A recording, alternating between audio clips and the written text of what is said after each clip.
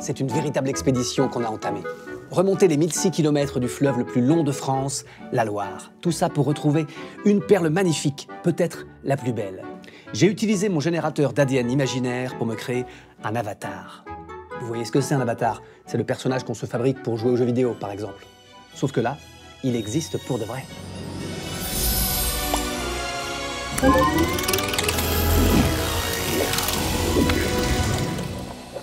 Je l'ai lancé en totale autonomie pour remonter le fleuve, mais je peux le contrôler quand je veux.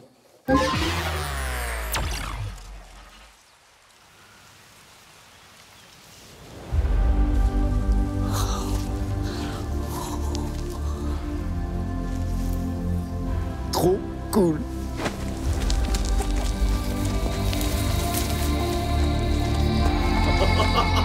Oh, c'est dingue, ça déboîte.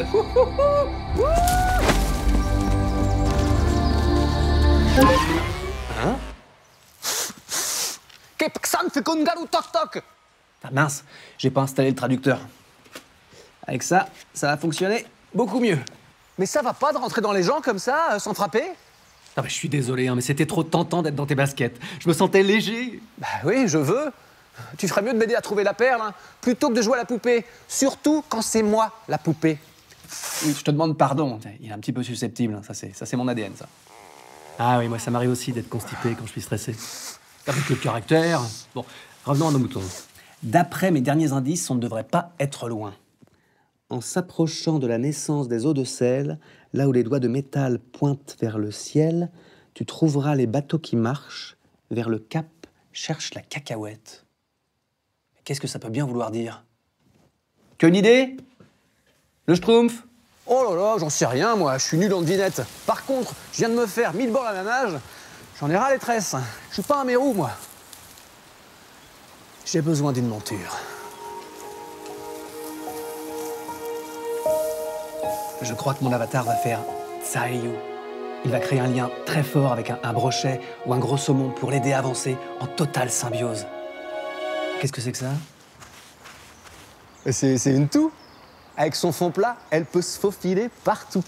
Et comme la Loire n'est pas très profonde, c'est la monture parfaite pour chevaucher ses eaux.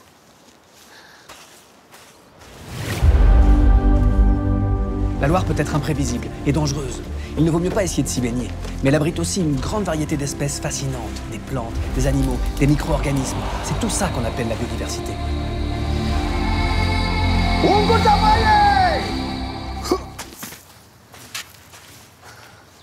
Ton bateau qui marche, c'est peut-être une épave échouée. Je vais aller vérifier. 2 fois par an, les oiseaux migrateurs traversent le fleuve lors de leur long voyage entre l'Afrique et l'Europe du Nord. La Loire devient alors un lieu de rencontre, la boîte à la mode, the place to be. Depuis toujours, les pêcheurs ont trouvé dans le fleuve une source importante de ressources. Aujourd'hui, ils préservent les méthodes traditionnelles de pêche en utilisant des filets, des nasses et des lignes qui sont les seuls outils autorisés. Ah, je peux pas, on dirait trop mon cousin Michel. Allez, retourne à l'eau.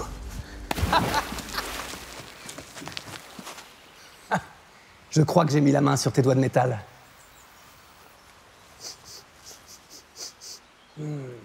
Mon instinct m'appelle de l'autre côté. Ça ou la petite odeur de friture du restaurant d'en face. Ça sent bon.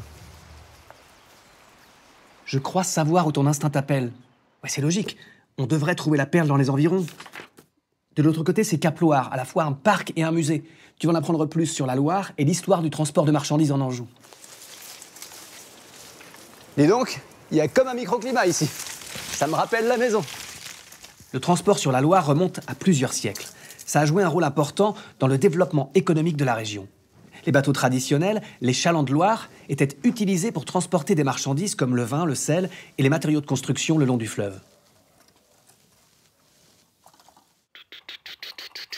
Mais avec l'arrivée du train et la fin de l'extraction du sable, le transport fluvial a décliné.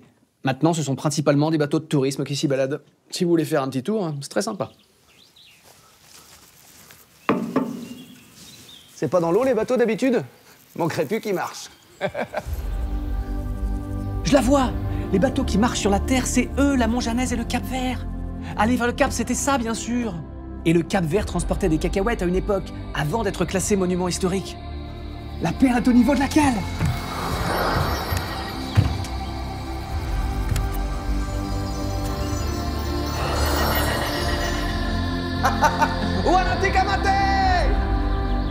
Ça veut juste dire que je suis content.